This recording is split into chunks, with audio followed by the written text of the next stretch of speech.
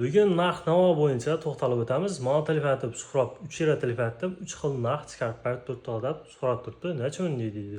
Utsam dedi, sifatli ishimiz deb gapirib turibdi deydi.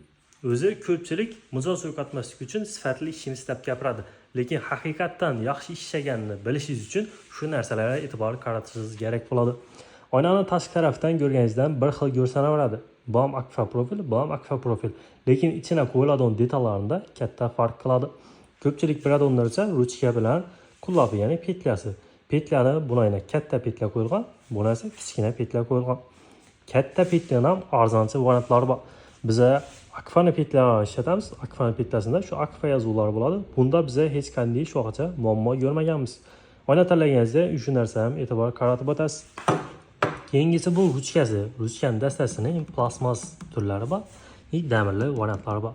Ruchkani ham tanlaganingizda akfani yozuvi bo'ladi yo akfani pechati bo'ladi. Shu narsalarga e'tibor qaratib o'tasiz. Keyin shunday soedinитель degan narsa ishlatiladi oynalar.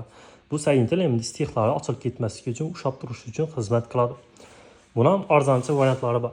Bu arzonchi turlari bo'ladi. Bu esa akfa kompaniyasi tomonidan har bir seriya uchun alohida ishlab chiqarilgan soedinителlar bo'ladi. Bular qimmatroq bo'ladi. Bulardan ishlatilsa oyna sifatli bo'lib chiqadi. Narxi qimmatroq chiqishi mumkin. Arzonchisini ishlatilsa aynan narxi arzon chiqadi. Keyin ichine qo'yadigan metalning yubkasi bor, qolingi bor. Metal oynaning skeleti vazifasini bajaradi. Ya'ni oynaning mustahkam bo'lishi shu metallga bog'liq bo'ladi.